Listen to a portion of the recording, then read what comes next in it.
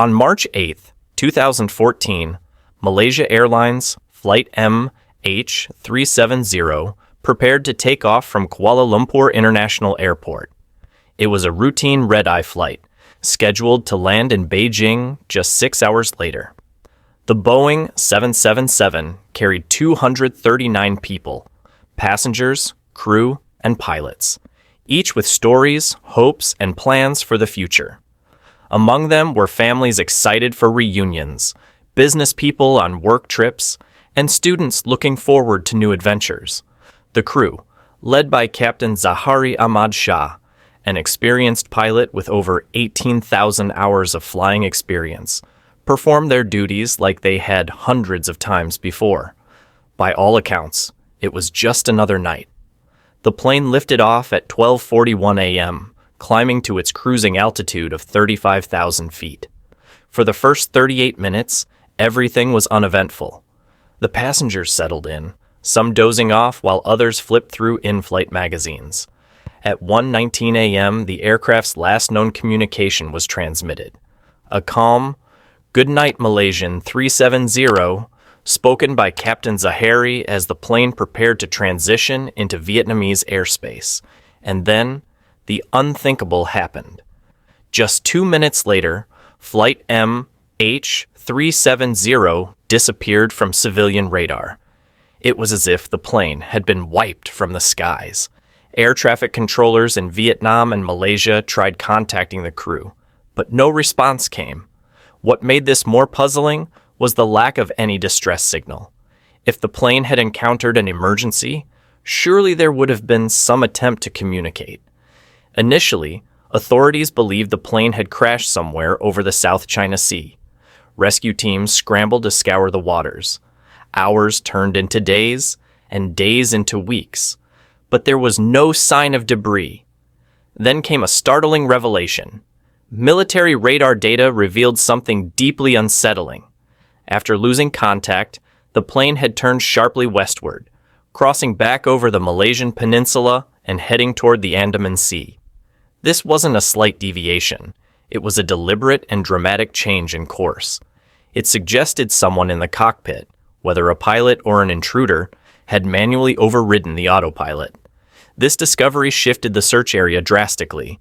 What had begun as an operation over the South China Sea now extended into the vast and unforgiving Indian Ocean. It also deepened the mystery. Why would someone reroute the plane in such a way? And where were they taking it? For families waiting for news, the uncertainty was agonizing.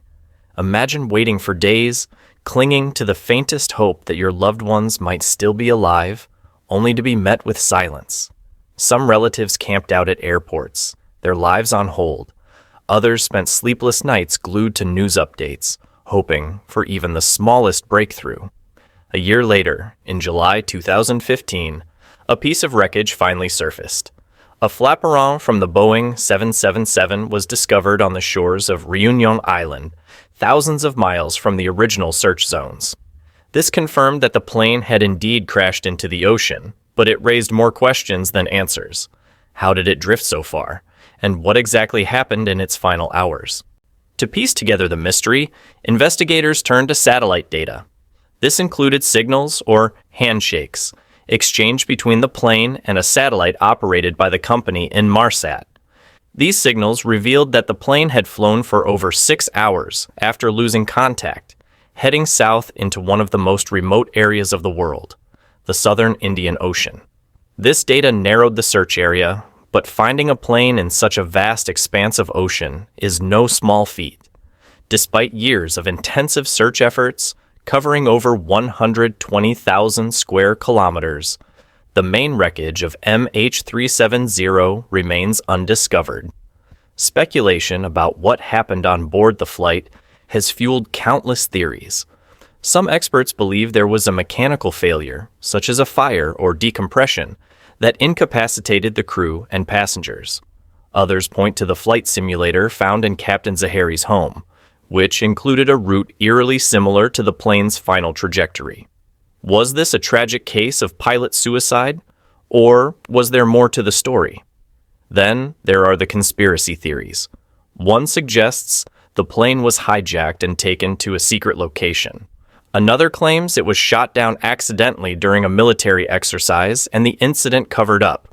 Some even suggest extraterrestrial involvement, though there's no evidence to support such claims. While these theories captivate public imagination, the most plausible explanations point to a combination of human error and tragic circumstances. But the lack of definitive answers has left a void, one that continues to haunt aviation experts and families alike. The impact of this tragedy extends far beyond the disappearance itself. It has led to significant changes in aviation safety, including better tracking systems and stricter protocols for cockpit access.